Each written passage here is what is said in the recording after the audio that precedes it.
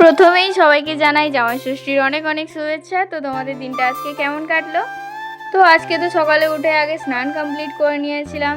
সব কিছু রেডি করার পর আমরা চলে গেছিলাম পুজো করাতে। তো আরও একটা বছর জামাই ছাড়াই জামাই ষষ্ঠী পালন করে নিলাম।